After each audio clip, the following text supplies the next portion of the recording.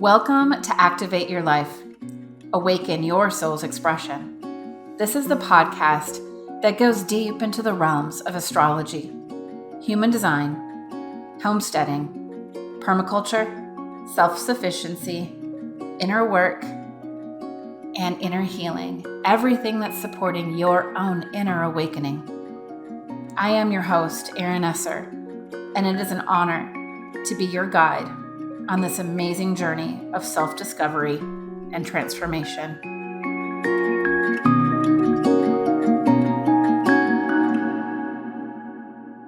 Hey, this is Erin Esser with Activate Your Life podcast. Welcome to another episode. On today's episode that you will hear, I had the privilege of chatting with a dear old friend of mine. Nic Zahasky is his name, and he lives in Minnesota, and he's done so many things in his life. But we had a really amazing chat around ice and cold therapy, how it's so much more than just getting in a cold plunge, just for the sake of getting in the cold water. It really is about getting good at life versus getting good at the cold, but there's a purpose in it. And we talk about presence and the emotional aspect of this, and how water really is such an amazing teacher. I really enjoyed this podcast and this conversation, and I know that you will too, as it offers a completely different perspective and a different view on what water can do for each one of us. So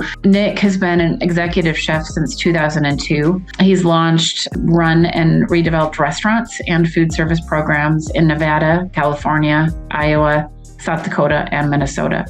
He has cooked for many elite figures such as Madeleine Albright, Michael Pollan, Gandhi, Waylon Jennings, and the King and Queen of Norway, and Five for Fighting, along with independent contracting with the bulletproof executive himself, Dave Asprey. In 2011, Nic retired from his executive chef role and left the corporate lifestyle to pursue self-training and rewilding through biohacking and ancestral nutrition. He began racing for the first time with this newfound energy, strength, and passion, and began to consistently win national obstacle course races and competitions, quickly becoming a public figure and personality for his approach to ancestral health. In this time, he began to bring more awareness and accessibility to breathwork and ice, which drastically improved his personal and professional practices. So just enjoy this conversation as Nic really tells his own experience with this, and I know it's going to touch your soul and activate your life. Enjoy the show.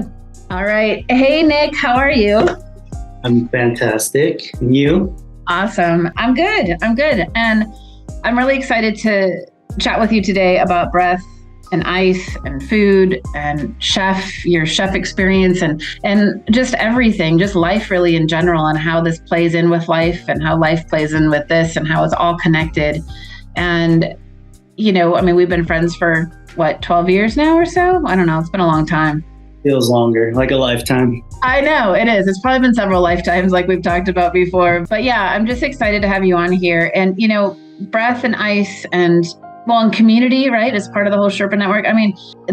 Those are three big things that have been really more popular, I would say, lately, as people are talking about it more, people are experiencing it more, people are experiencing the benefits, especially of cold therapy and breath work and whatnot. And you've been doing this for a long time. I remember when you went over to, it was Iceland, right? That you did like 5 years ago, 6 years ago? It was almost 7 now. Yeah. Okay. I went for a retreat that I was a chef for. The company was Live Beyond Global. And I was one of their presenters, but in the food sphere, and then also was able to take part in a Wim Hof course while I was there. That's right. And I have been experiencing and working some of Wim Hof's work just through my own studies for 3 years previous.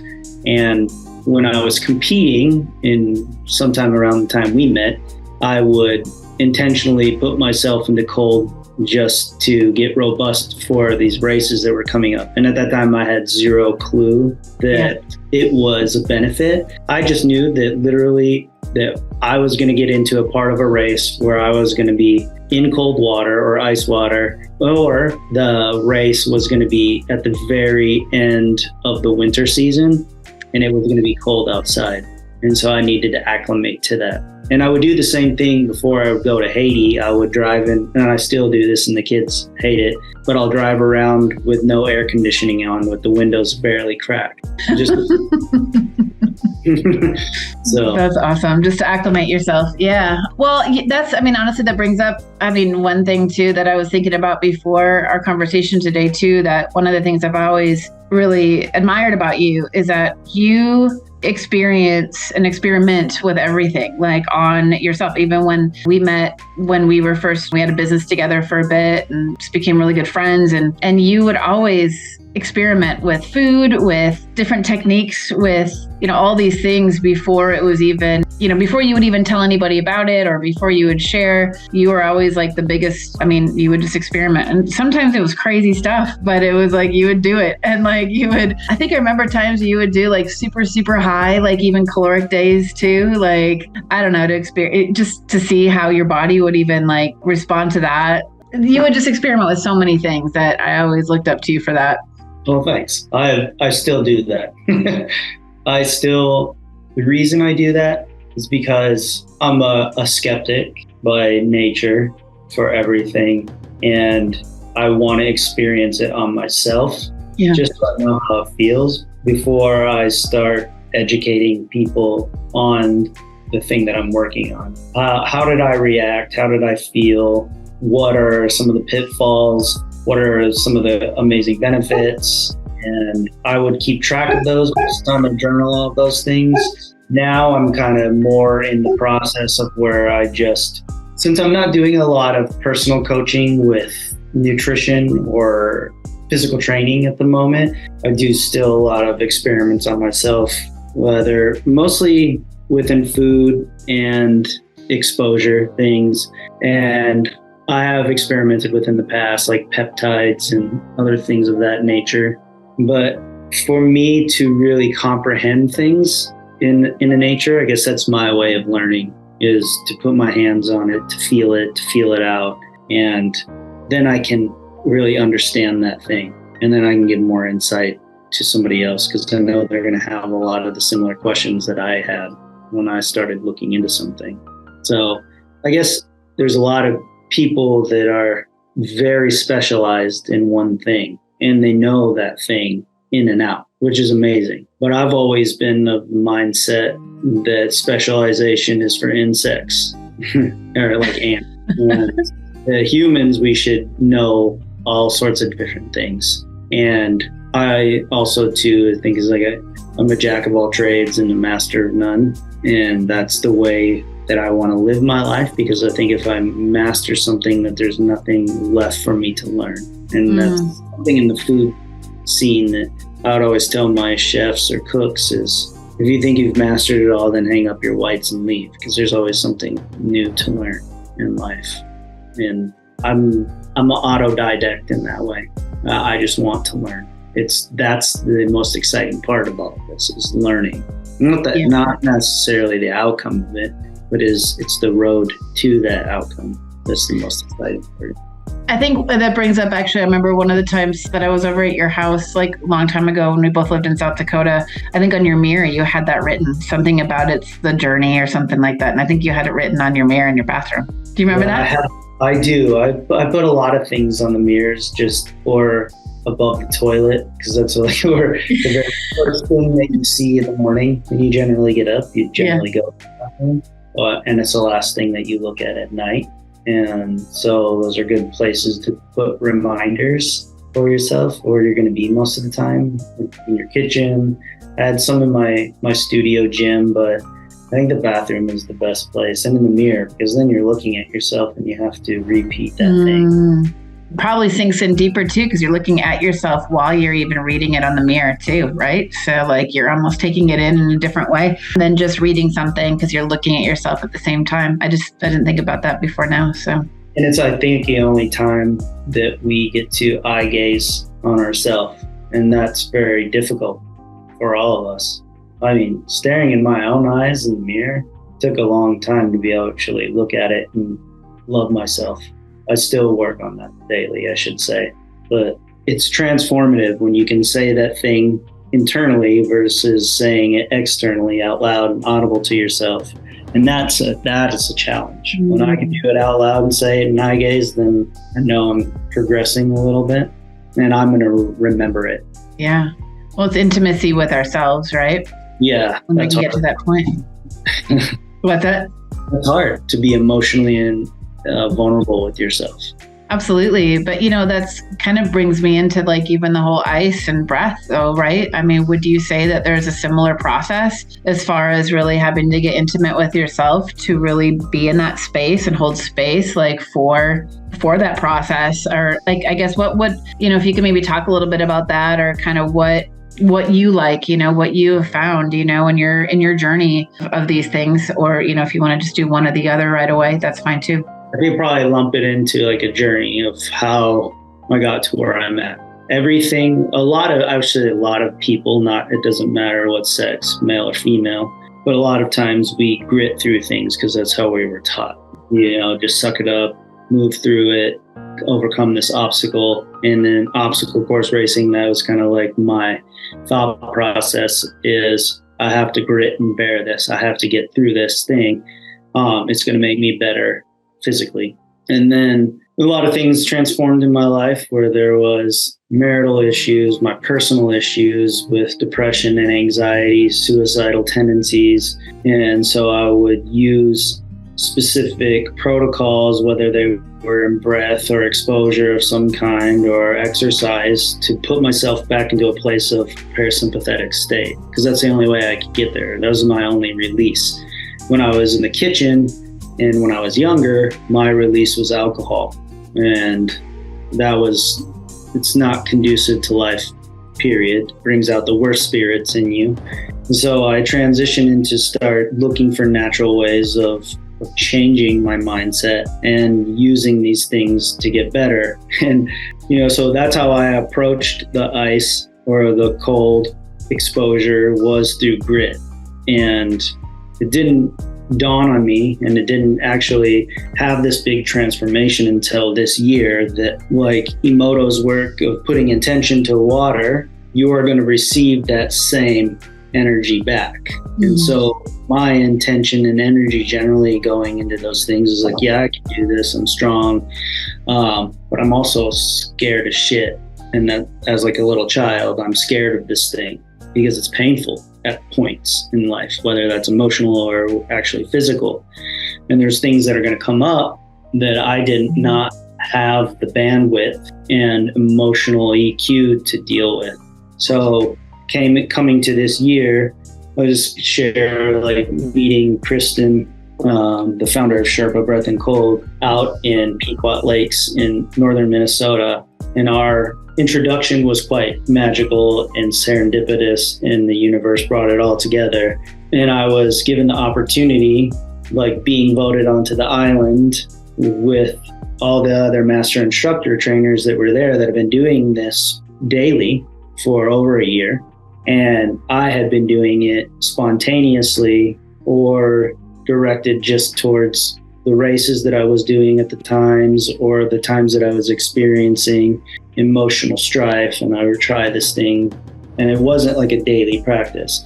And I was like, man, I've already been teaching breath work for over 7 years now. I don't need another certification. I've got all these other certifications. And that day I had to get in the ice with him, and I was just I was frightened. And I've shared this with him, and I was very vulnerable on this. Is like, I didn't want to do that. I didn't want people to see my vulnerability. I didn't want them to see me on like how exteriorly I look like I can hold my shit together and I'm strong. But I knew once I got in that water that would all unfold. And so I was just very trepidatious. I got in the water that day. It was the first day, and it was everything that I thought it was going to be. And I'm not saying this to scare people away from using ice or intentional cold exposure, but The pain in my ankles came back. The pain in my elbow that I have gotten from past traumas. The pain that I felt when I was in Iceland that pulled me out of the water because I was about to vomit, because I got this very visceral feeling of nausea and this overwhelming sympathetic response of fear. And I got in the water and I suffered through that. Like my whole body was tense and the water was hard. Mm-hmm. It felt very hard. And the next day and this was actually the same day because I'm linear, I'm not very good, but secular with time. Mm-hmm. So that day before getting in the water, I didn't want to stay. I was going to just tell Kristen and the group that I was going to leave, and no harm, no foul, because I didn't want to see that feeling. And they had a gift for me. Everybody voted me on the island. They decided they wanted to keep me around. So I was like, well, fuck, I'm in it now. I can't turn back. So I had to literally that day face that fear of being accepted, because the water, like, whoa, this is going to make me cry for some odd reason, but the water makes you accept yourself in so many different ways. It has a lot to teach. So I did that. I stayed and I overcame that. And then I was like, okay, I'm going to get in the water. I'm going to do this thing that I don't want them to see. But they held the most beautiful space for me, and they were so kind and so loving, and they were there and they could see that. But they also saw other things about me. They saw the knowledge that I had, the love and the compassion that I had, and the want to share my gifts, whether they're through food or teaching, breathwork, or anything else. And it unfolded that day that the water was hard. And I always liken this to the journey of plant medicine. So I have not done peyote, but I've done ayahuasca and a few other things. But peyote, I've heard, is the grandfather. And my grandfather, his name was Schaefer. And when I stepped out of line, he'd take his index finger, which was like a piece of iron because he was a auto body worker, and he'd thump me in the chest and he'd put me back in line. But he loved me, like, without question.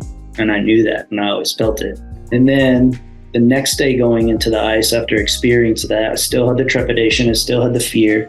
I knew that the pain was but right before I got in the water, Kristen put her hand on my heart and my shoulder, and I do not remember what she said to me. Honestly, I don't. And another master instructor, his name is Jeremiah, and he was already waiting in the water for me because he knew what experience I had the day before, and he had some ideas, and it was just going to be him and I meeting down there. But then everybody followed. He's waiting in the water. Kristen puts her hand on my heart. I don't know what she says. I get in the water, and those feelings come back again, right? Like the pain, the anxiety, tears of wanting to cry, all these emotions that you can't put words to at that moment because you lose all control of your prefrontal cortex. You're just like gone. And it was to me like ayahuasca was, Mother Ayahuasca. And Mother sometimes can be very harsh with her direction, but she's very loving and soft. And the water that day was soft. The day before it was hard. Like it felt very hard. That next day it felt very soft and embracing. And those people were there holding space with me and embracing me. Kristen again put her hand on my shoulder. Jeremiah was there. And I was like, I started doing the dry heave. And he's like, hey man, we pulled his hands out and mix a little cup. He's like, throw up right here. And it was just like totally changed. I don't know how long I stayed in the water, but Kristen kept nudging me to stay another 15 seconds and she count really slow. So I got out, and then I had this like huge like after pump, like it's where the blood rushes back into your appendages and it's warm. So that cold blood rushes in and out, right? So you get this response of it's shivering, but it's shaking. You can't stop it. It just happens. But it's a great way to release past emotions, trauma. And they use a similar technique. Can't remember the name of it. Something like EDMR. I'd have to look it up. I can't remember. I've only experienced that once. With the eyes? Is that what you're talking about? Yeah, but they do something different where they do some wall sits and your legs are in a butterfly, and then your legs go into total fatigue, and then as you bring them back together, you start making a wave from your sacrum all the way up to your cervical vertebra, kind of like a chi machine. But in this way, it allows people to release trauma that's held within their vertebral column. And it was similar to that. And we went through this workout, and then I was just being able to be like super vulnerable with them, that more so than I have been with other people, that like, I didn't want to be here. I wanted to leave. I was afraid of your judgment. I was afraid of my personal failure to this and how I was going to have to carry that around. And like, I don't need another certification. I don't actually have enough money to go out to Oregon to do this, because now I'm on the hook. I have to finish that out. But I stuck it out, and there was just this amazing transformation. And I came home every day. I did ice until I went to Oregon, and things shifted. And there was days that I was in the ice that I was laughing. There was days that I was hysterically crying. There was days I was trying my hand at throat singing and other weird things moving around. How many days was that from when you got home to when you went to Oregon then, that you said you were in there every day? There was a total of 42 days, and I did a total of 36 days in the ice. That's a long time. That's a lot. Yeah. That's it was like, give me an opportunity to test myself. Yeah. I'll welcome that. So what I really hear you saying, you said, the water teaches us so many things. It's a teacher, right? And what I hear you also saying in that too is, and just with your experience, is that, and let me know if you feel like this is true for you or not, but the water was really just a mirror. Literally, like, how do I want to phrase this? It's almost like the water is there holding space for you, right? To get in, for all of you, but it will bring up everything within you that you can't hold space for yourself yet. And it challenges you to expand those spaces, just like the water is expanding for you to be in there as well. Like almost like this beautiful like relationship between the water and everything in you. I don't know. Does that make sense? It does. All the people that I've coached through the water that I do aftercare for in the last 6 weeks, I tell them, and I see their responses that are in the water. They were a lot similar to mine. For instance, and I won't give her name, but this individual, that she's a healer. She does body work through fascia and other energy work. And she had a little similar history of being in the culinary field like myself in the bars and being a servant to people. And she, by all outward appearances, is a strong woman. Like physically, she looks very strong, but just hearing her talk through her words, she shows up very intense and strong. Like, I can handle this stuff. And she was only in there for 30 seconds, and it wasn't the totally cold water like where I wanted it. It was just above 40. Generally, I want it lower than that. And she got into 1 minute and 30 seconds, and she started to cry, and she didn't want to be very vulnerable in front of everybody, so she got out. And we had this conversation at the end. It was like, you don't have to share with me what you were experiencing, but I guarantee you that in the next 3 days, it's going to present itself to you. Whatever you are needing to be taught will present it to you. And sure as shit, it was 3 days later, I got a text. She's like, oh my God. She's like, I found that thing. It came out. You were right. Because I followed up with her the day after. And this happened with another individual as well. It is a teacher in all sorts of sense of the words, because it's drawing out of your body those things that have been there, that have been laying dormant, you've been holding on to, that you've been looking to release and you don't know how. And it's also that aspect of it. Tell people is because I work with an individual that has PTSD, and he was retired police officer, and talk therapy works for some people and plant medicine works for some people. And then there's this, right? Like if you can find maybe there's an equation where it's all three of those, or it's two of those, or it's one of them. And I've done all three. And I can tell you this has been the biggest benefit in my life for finding those things that come up in there. Like, what am I feeling? It has done more for me than talk therapy ever did in the years that I've done it. And there's a lot of stuff that I could go into, whether it was and I share this openly now with a lot of people, like eating disorder. And that's a hard thing for a male to share. And that's a hard thing for a chef male to share. But what it's done for that alone, just making me more conscious, because I'm so about food and I'm so about the vibration of that thing. I get stuck in my head and I get stuck outside of my body in this ethereal thing. And that's the only way I can bring myself back. Sometimes it was through those acts. Now, like this tool brings me back into my body for that short amount of time, and then allows me to be there. And then I can process this thing and I can talk through with it myself. Like, and not every day do I get in there and do a sacred process with it where I sage myself and I speak to the water. I put my intuition into it or not intuition, but my intention into it. But I always do have an intention when I get in there. And I think that's a very important piece of this medicine. It's like, it's going to mirror to you. But it might be, it might not be a mirror, it could be a contrast. I think that's a big aspect. So can you go into that a little bit? What do you mean by that? So when I'm getting in there sometimes and I'm working on this thing that I'm feeling, much like the dream that I was explaining to you, where life is a lucid dream, is there's a contrast. And we had this other dream that I spoke about, right? Where all of these things that were viewed one person for the most time as their age they are now. And then I started seeing them their younger age and all of these things that came out with these golden slippers and what that means. It was a contrast to everything else. And so it shows me that contrast sometimes of like, where I'm hard, I should be soft. And where I'm over empathetic, I should just be sympathetic to something, because I don't need to wear that and hold on to it because it's not mine. You know? So I think that's an amazing thing about this, and it's accessible for people. It doesn't take you traveling thousands of miles away from your home, investing a lot of money. And it doesn't even take, honestly, a lot of knowledge to do this. It's just exposing yourself to that.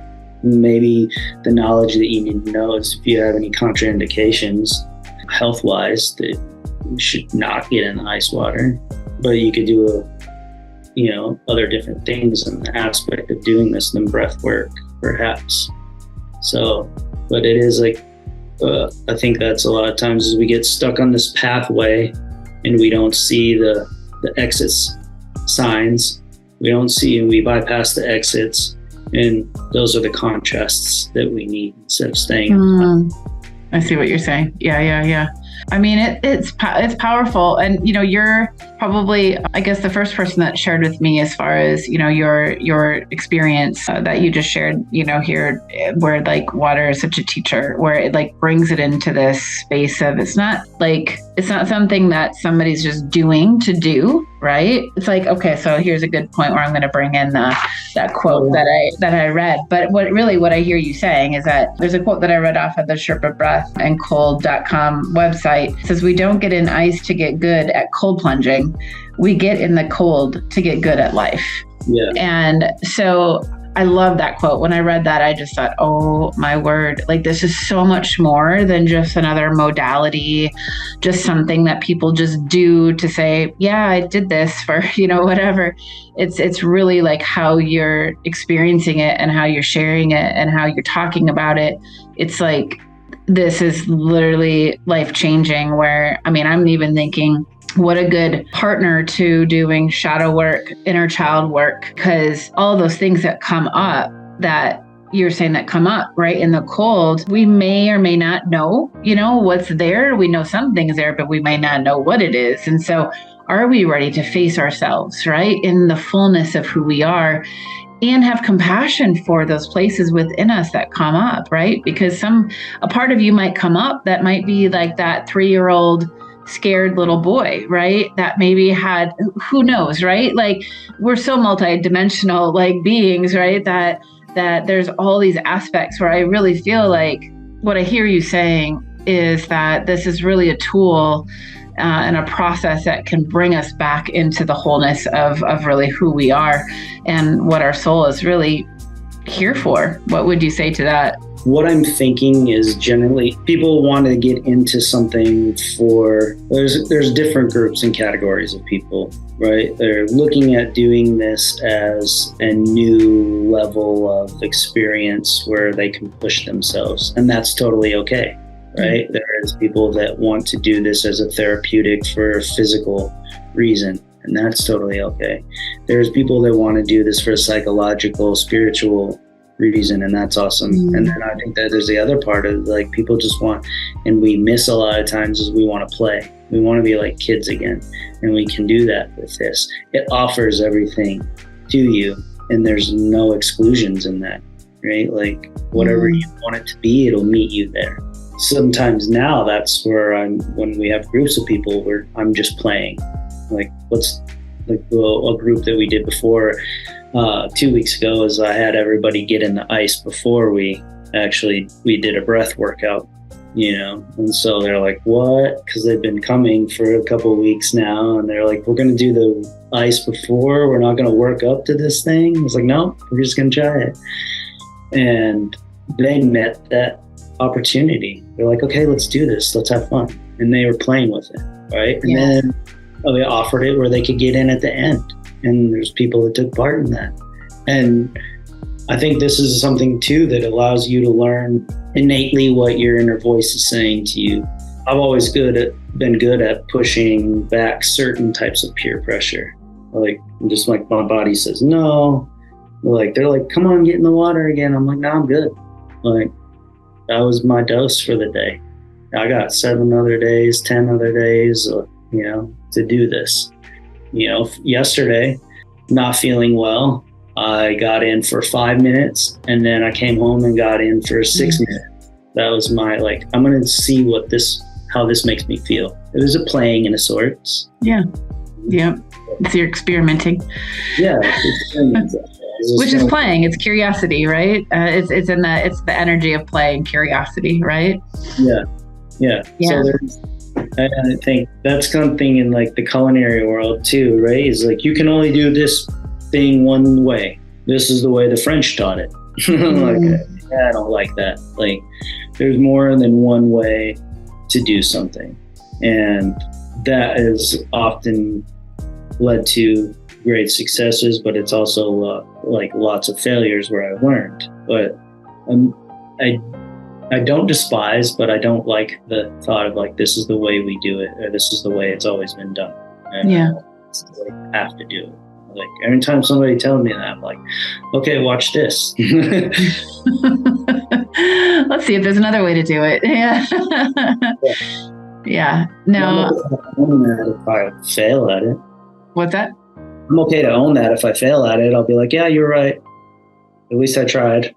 Well, and it's like what we were talking about before, too. It's that anytime that something doesn't work out, so to speak, we learn more, right? So if our intention is growth, right, we're growing because now we know something that we didn't know before, and it's just change. I think sometimes it's it's so important to change our definitions of words that we maybe have a charge to already, like failure, right? It's such a charged kind of word for so many people. It's like linked with shame or, guilt or just, feeling of bad or not good enough. But what if we could change the definition of that for ourselves, right? And so that we could allow ourselves to play more. Yeah, I guess I didn't even really give you the whole idea of like getting better at life, but innately, and in a way I did. It was like, it made me more present in what I'm feeling, what I want, what I would like to do, what am I feeling? And that's like, how can I take Kristen and Kayla, another biohacker friend of mine? It's like, you have a stress bucket. You have to add all those things in there, right? Like you have your job, you have your finances, you have your life, your kids, your marriage, and all of those things add up, and then they overflow this bucket. Eustress versus distress, right? And so this is a great way to mitigate a lot of those things and say like, okay, I'm experiencing this in my life and I'm going to add this in, and I went through that 36 days and I started having a healing event or a healing crisis. I don't like the word crisis, but a healing event. And, I was like, I already knew the answer. It was like, I should probably take a break, but I needed permission from somebody else to tell me to do that because I won't give myself permission. So I called Kristen. She's like, yeah, Nick, take a break. So that point right there, it allowed me to get better at asking for help instead of just like, oh, I already know the answer. I did know the answer, but I wasn't allowing myself. Yeah. You needed permission from someone else. Yeah. But someone that I respect. Yeah, sure. Knows this stuff. Someone I know intimately that cares about me as well, right? I can ask this thing. It's God, truth. Yeah, there's so many facets of how it makes you better.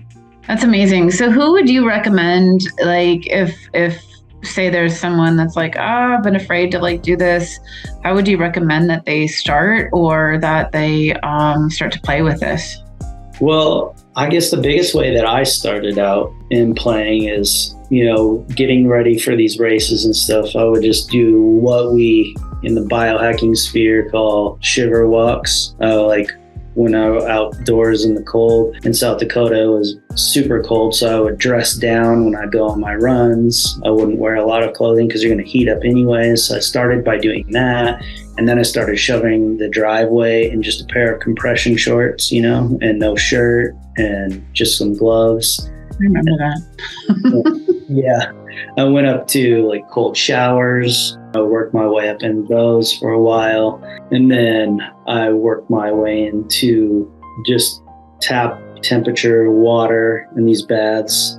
And I didn't ever like go for time in those things. And I always shot my hands and feet out right away. So like getting better vascularity in your hands and feet so you can do hand plunges and ice plunges in ice water, working up your like a minute and a half up to 3 minutes. So just putting your hands in the ice water, you're saying, as long as you can. Okay, to build up that. And then face plunges too, where you're getting your vagal nerve or your vagus nerve.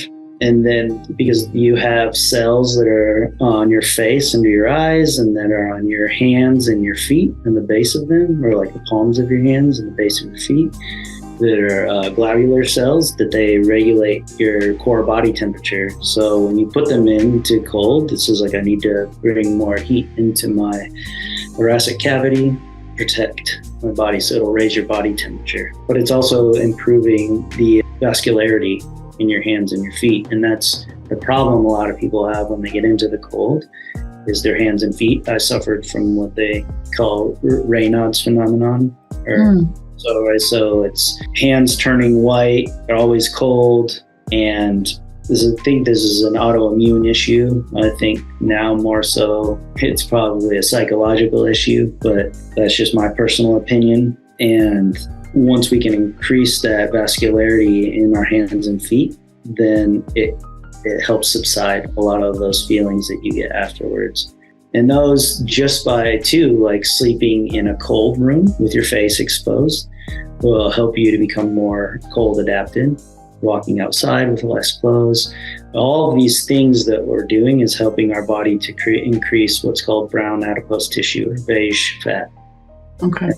Fat it's a mechanism that is a messenger mechanism as well to your body, but it also is one that creates ATP, adenosine triphosphate, which is an energy source, which your white fat does not create, right? So we're born with this brown adipose tissue in a larger majority because we as babies don't have the musculature to like maintain body temperature. Mm-hmm. This will help that child maintain body temperature. Interesting. So we can build that back up because as we age, we lose that, especially because a lot of us live indoor lives now and we're not acclimated. So that would be the ways. And then if you want to find a community group, like that's what I started here is I'm going out to work out of the state. So I didn't feel right in my heart to take on a bunch of new clients or to work on taking on a bunch of new clients and then just ditch them for 14 weeks and say because if I think a lot of people that are searching out a coach are looking for some type of transformation that needs a one-on-one focus. Mm-hmm. There's like here in Minnesota, we have a group that meets at a lake, and nighttime water butterflies. You can find them on Facebook, like Meetup. You can find people that are doing this. Those are great ways for people to find those groups. Instagram is another way. And my only caution on these groups, just because this is my personal preference and where I'm at in this journey, is because I got into those groups and those people are so experienced, so they were doing this, but they're not experienced in coaching people through the cold. Yeah. And holding space for them. That makes sense. I think that's a missing puzzle piece. That was a missing puzzle piece for me, because I jumped one of the first lake plunges that I did. I just jumped in the water like, oh, this is going to be fun. And I was like a cat. I jumped out, right? Because it was such shock. I went head under first, and it was such a shock to my system. And I'm already an amped up individual that at that time too was going through losing my business and bankruptcy. Yeah. So I was already super sympathetic, and then just hit me hard. And with the rain odds, I went home crying, and my hands and feet hurt for like 3 hours. And so that was another trauma base that I held on to that made me view the water in this way. So finding somebody that has some knowledge of that and has the ability to hold space for you. It's one of the things I love about what you're doing with the community, too, is building that. And when I was reading more about the Sherpa thing, it's breath, ice, and community. That is one of the pillars, of that. And I feel that with especially you sharing that experience, how to be, and I mean, I know just even as a coach and, just leading retreats before, it's so important when you put yourself in such a potentially vulnerable situation, right? That you feel safe, that you have someone there, at least one other person there that can hold space for anything that comes up, and that you're okay, no matter how you react or respond, right, to the stimuli, around you. And so I feel like that would be such an important, critical, almost not just important, but really truly critical to the overall, your transformation that someone might want to have with working with water, you think about even, we're talking about plant medicine or even anything like that, anything that's transformative, that you're putting yourself in another state, you're literally in another state, that if you don't have a good experience, you are going to hold on to that. And there's going to be a belief around that thing, like you're saying with the water, right? The first time you went in there, that you got out and you're like, I don't want that. And so even subconsciously, you're making that, water's bad. It makes me this, and this, right? And then, you're saying, water is responding back to us exactly how we're, however we're thinking about it. It is bringing that back to us as well too. So it's such an interesting relationship that we have with water. It really truly is. It really is life. It really is, and it's how we view life. And all aspects of it, that it will meet us at that spot, in that particular place that we need to face, those things. And I think it's, wow. It sounds, I've played around with water. I've gotten in water, cold showers. We've gotten the ice pod thing, it's in our garage right now, but because the hose broke off, the sun burnt it and it all flaked off. And so we need to get another hose, a drain hose. But yeah, it's tough. And I've noticed myself even looking at it going, just a nervousness, a level of not trusting the water and it's really me, not trusting me and my experience with it, and, that's something that I've really worked on a lot lately, is just recognizing just the courage to face anything that comes my way, right? Anything that's coming my way, knowing okay, I can do this. If something's coming my way, an obstacle, it's because there is a solution to it. There is something that, and that's why it's coming to me, right? So versus going, oh my gosh, why is this coming to me? It's because I can't do it, right? That was my former belief, so now I would just step away from it. And then it would reinforce this belief of that I'm not competent, because that was a belief that I've really had to work through in my life.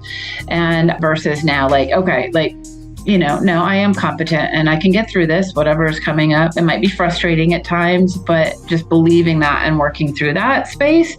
And so I've noticed that even about the water. And there's times I really have to, well, we were in Iceland, Ireland and I, and we went to one of the lagoons. It was a sky lagoon, and they have a 7-step ritual. And the first thing you do is you get in the cold, and it's fucking cold. Like, it's cold, and Ireland just goes right in, and she's and she gets out like no big deal.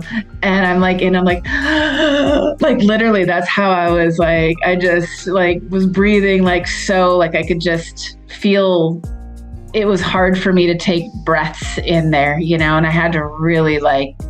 It's just such a grounding, like you really have to stay present, because I could see someone really getting outside of their body in that space too. And like, almost like hyperventilating, I'm glad that you said the presence thing, because when you started speaking, I was doing my best to stay present, but I wanted to share presence with you.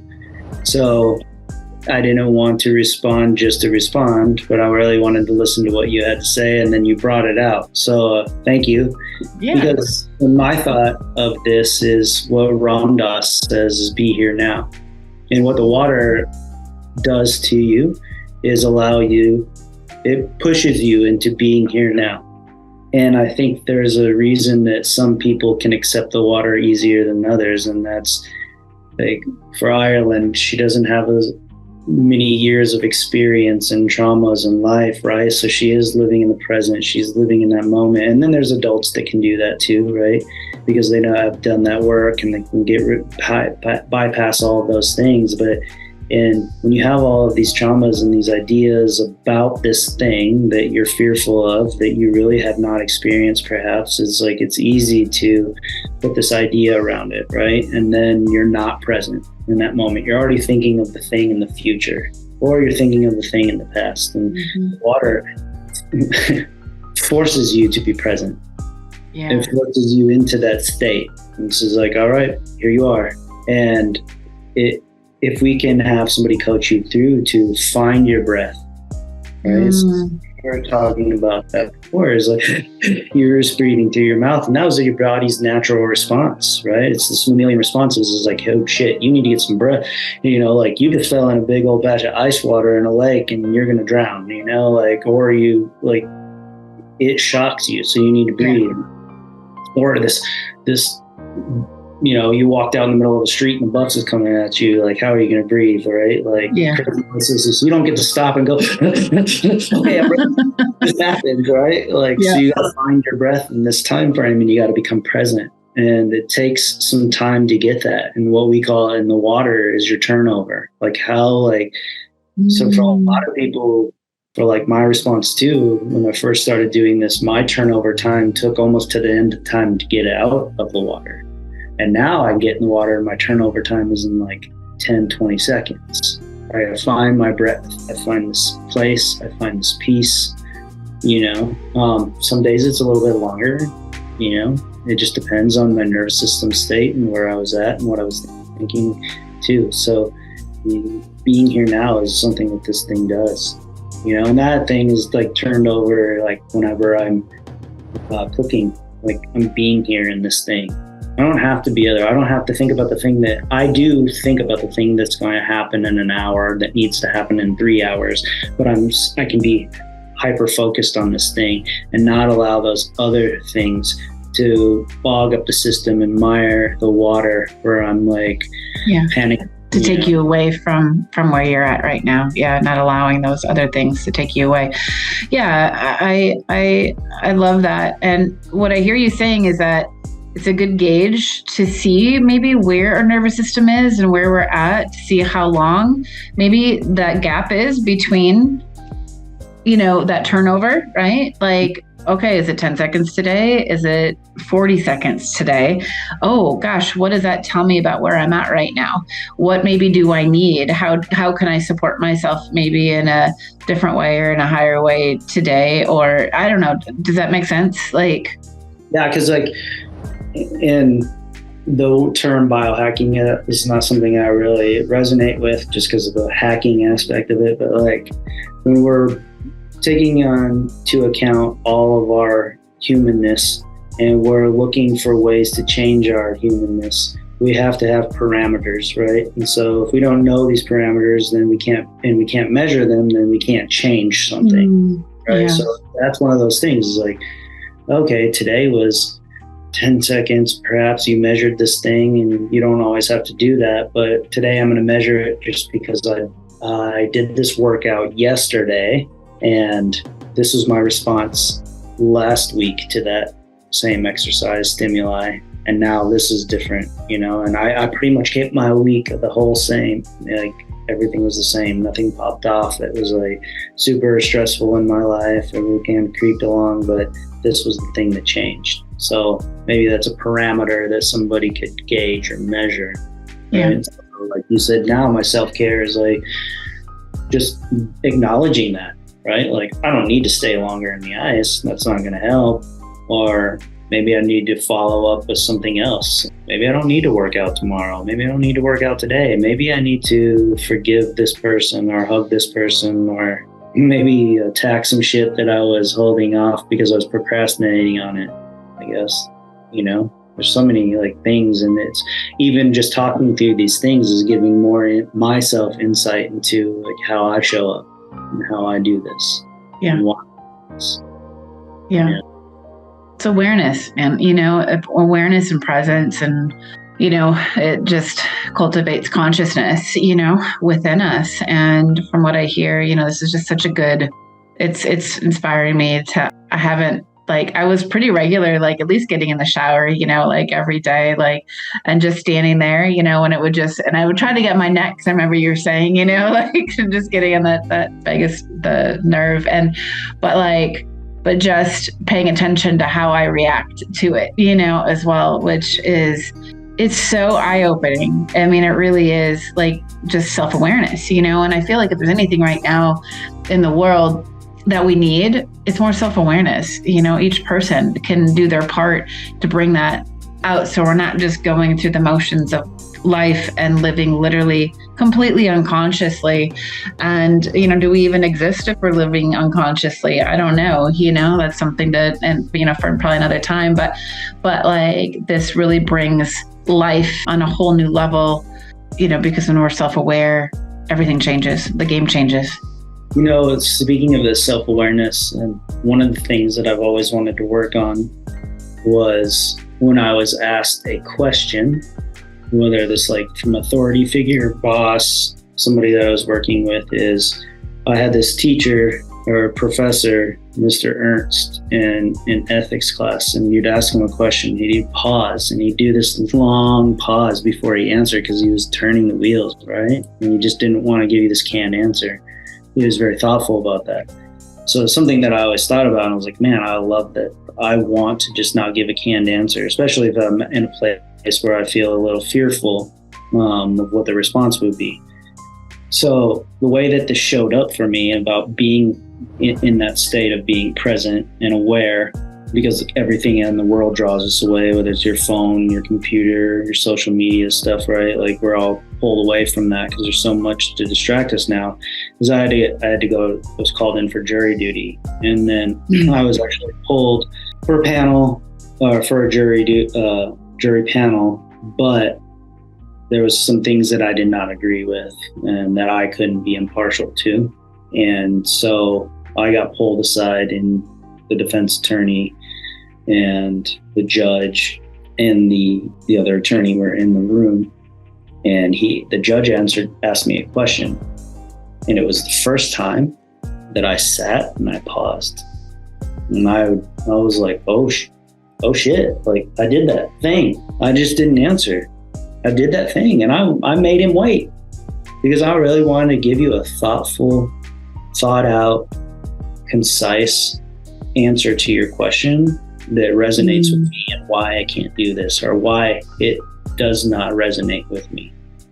And he was like, he said, thank you for sharing. And he was like, twice, two judges said, thank you for your candor. Like, I've never heard them say to anybody, but I was just totally honest, me resonating from who I was and my experiences. And so that was where it showed up for me. The very first time in my life of something that I wanted to do, that I've thought about since I was in college, that showed up like 20 some odd years later. You know? Wow. So, that's amazing. What seed? It was a beautiful seed that was planted, that long ago, that came to bear fruit now in a place that you probably weren't expecting it to bear fruit in. No, totally not. But there's like there's a gestation for everything, right? We talked about this in animals, in nature. Everything does its thing on its own timeline. That's specific to it. And we as humans are on that path too, a gestational one, whatever it is, and everything has to take its cycle. And this is a cool way to experiment with that and find out, maybe it's like this is that thing that showed up in life to bring all that stuff out. Because I've had a lot of other things, like just finding breathwork brought out something at that time. Like when I first did my first level in hyperpressive with Tristazin, and I thought I was a good breather because I was an athlete for a long time, and I found out that I have horrible breathing IQ. And then she just, through some tactile touch and auditory cues, opened it up, and my body started to respond to that. And then I started to profusely sweat. I cried, and then I threw up, and I was like, cool, this is something I want to teach. Because if it brings something out in me, and then I know, like, okay, this needs more attention. Yeah, it had an effect. Yeah, that's awesome. Well, as we wrap up today, if you would be able to summarize kind of your experience, I guess, or if there's one thing that you wanted to share, I guess, with, anybody, like you're met along the street or anybody that's listening, and, if they're like, hey, what's, one thing that you've learned from this, or one thing you would share about this, what do you feel that would be? I think the thing that comes to my mind is, don't go searching for a guru. You are your own guru. You just need someone that you might view as a guru for just a short amount of time to push you into a place of questioning, that you can start unraveling these things for you. But don't, I guess, and the idea is, don't put that person on a pedestal, because they're just as human as you and I.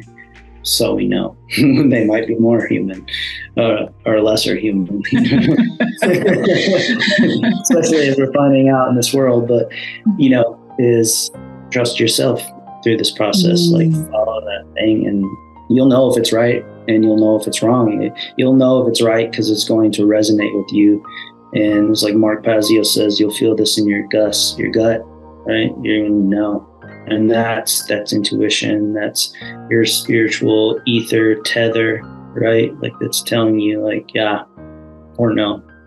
So you're trusting that, because I think we have artificially, we have lost that. Yeah. And it's outside of us has hindered that. So using these practices can help you find that. Absolutely. That's such good wisdom and advice. Fully. I mean, absolutely, completely. Do you have contact? I know you're going to be going to, Wyoming soon and doing some stuff. Is there any contact information if anybody wanted to contact you? I don't know if you do classes on or anything like that, from a distance or anything like that. But if you have any contact information, please share that. Yeah, I'm going to be doing some stuff by soon. I did that in the past, and then I moved away from it with the whole last couple of years. But I see that I have to put some of my ideas aside, but there's people that resonates with and works for, and I can be a conduit to that. So on Instagram, it's Revel and Breathe, REVELAND, and then it's Breathe with an E at the end. Okay. We'll have it in the show notes too. So yeah. So that's a big thing with me, and word too. Everything that I do with the words is intentional. Because revel means glorious, and to do something in a glorious or joyful manner. And breathe is different than breath, because breath is something that's like putrid and gross.